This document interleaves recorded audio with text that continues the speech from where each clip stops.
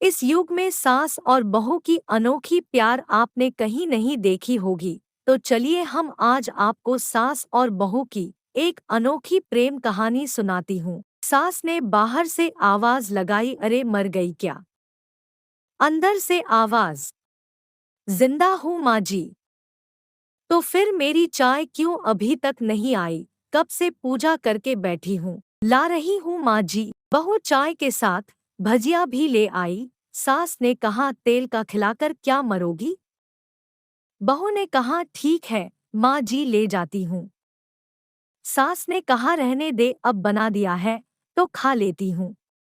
सास ने भजिया उठाई और कहा, कितनी गंदी भजिया बनाई है तुमने। बहू, माँ जी मुझे कपड़े धोने हैं, मैं जाती हूँ। बहू दरवाजे के पास छिपकर खड़ी हो गई। सास भजिया पर टूट पड़ी और पूरी भजिया खत्म कर दी। बहू मुस्कुराई और काम पर लग गई। दोपहर के खाने का वक्त हुआ। सास ने फिर आवाज लगाई, कुछ खाने को मिलेगा? बहू ने आवाज नहीं दी। सास फिर चिल्लाई, भूखे मारोगी क्या? बहू आई सामने, खिचड़ी रख दी।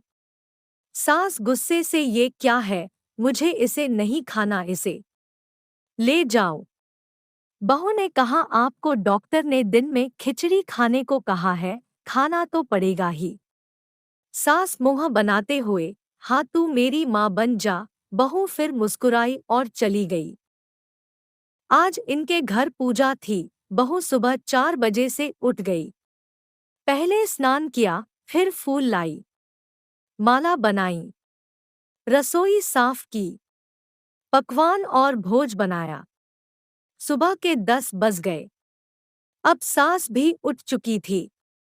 बहू अब पंडित जी के साथ भगवान के वस्त्र तैयार कर रही थी।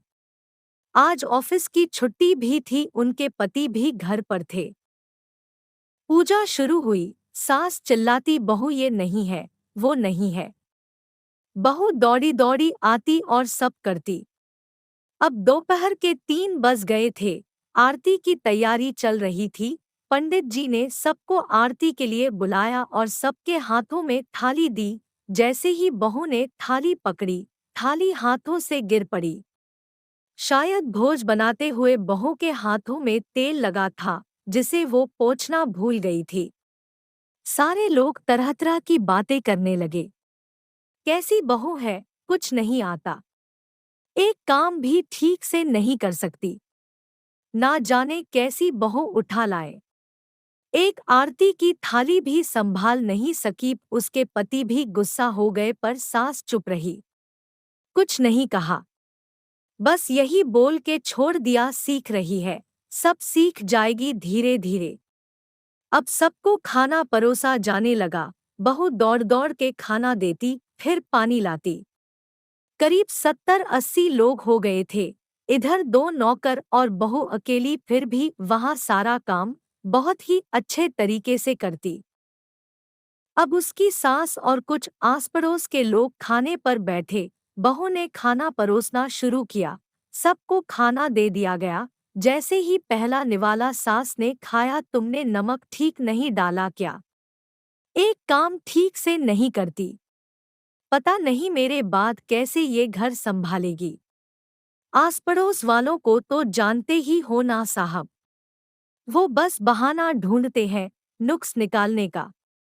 फिर वो सब शुरू हो गए, ऐसा खाना है, ऐसी बहू है, ये वो वगैरह वगैरह। दिन का खाना हो चुका था। अब बहू बर्तन साफ करने नौकरों के साथ लग गई। रात में जगराता का कार्यक्रम रखा गया था। बहू ने भी 1-2 गीत गाने के लिए स्टेज पर चढ़ी। सास जोर से चिल्लाई, मेरी नाक मत कटा देना, गाना नहीं आता तो मत गा, वापस आ जा। बहू मुस्कुराई और गाने लगी। सबने उसके गाने की तारीफ की, पर सास मुंह फुलाते हुए बोली, इससे अच्छा तो मैं गाती थी जवानी में, तुझे तो कुछ भी नहीं आता। बहू मुस्कुराई और चली गई। अब रात का खाना खिलाया जा रहा था। उसके पति के ऑफिस के दोस्त साइड में ही ड्रिंक करने लगे। उसका पति चिल्लाता, थोड़ा बर्फ लाओ, तो सास चिल्लाती यहाँ दाल नहीं है, फिर चिल्लाता कोल्ड ड्रिंक नहीं है, पापड़ ले आओ। इधर उधर आखिरी में उसके पति की शराब गिर पड़ी उसके एक दोस्त पर और बोलत टूट गई। पति गुस्से में दो झापड़ अपनी पत्नी को लगाते हुए कहता है, जाहिल कहीं की, देखकर नहीं कर सकती, तुझे इतना भी काम नहीं आता। सारे लोग देखने लगे। उसकी पत्नी रोते हुए कमरे की तरफ दौड़ी। फिर उसके दोस्तों ने कहा, क्या यार पूरा मूड खराब कर दिया, यहाँ नहीं बुलाया होता, हम कहीं और पार्टी कर लेते। कैसी अनपढ़ गंवार बीवी ला रखी है तूने, उसे तो मेहमानों की इज्जत और काम करना तक नहीं आता, तुमने तो हमारी बेइज्जती कर दी। अब आस पड़ोस की औरतों को और बहाना मिल गया था। वो कहने लगी, देखो क्या कर दिया तुम्हारी बहू ने, कोई काम की नहीं है। मैं तो कहती हूँ अपने बेटे की दूसरी शादी करा दो, छुटकारा पाओ इस गंवार से। सास उठी और अपने बेटे के पास जाकर उसे थप्पड़ मारा और कहा, अरे नालायक, तुमने मेरी बहू को मारा, तेरी हिम्मत कैसे हुई, तेरी टांग तोड़ दूंगी। उसके बेटे के दोस्त कुछ कहने ही वाले थे कि उसकी माँ ने घूरते हुए कहा, चुप, बिल्कुल चुप, यहाँ दारू पीने आए हो, जबकि पता है आज पूजा है और तुम्हें पार्टी करनी है। कैसे संस्कार दिए हैं तुम्हारे माता पिता ने। और किसने मेरी बहू को जाहिल बोला, जरा इधर आओ, चप्पल से मारूंगी अगर मेरी बहू को किसी ने शब्द भी कहा तो। अरे पापी, तूने उस लड़की को बस इसलिए मारा कि तेरी शराब टूट गई। पापी, वो बच्ची सुबह 4 बजे से उठी है, घर का सारा काम कर रही है, ना सुबह से नाश्ता किया ना दिन का खाना खाया, फिर भी हंसते हुए सबकी बातें सुनते हुए, ताने सुनते हुए घर के काम में लगी रही। तेरे यार दोस्तों को वो अच्छी नहीं लगी, जूते से मारूंगी तेरे दोस्तों को जो कभी उन्होंने ऐसा कहा। उसके यार दोस्त चुपके से खिसक लिए।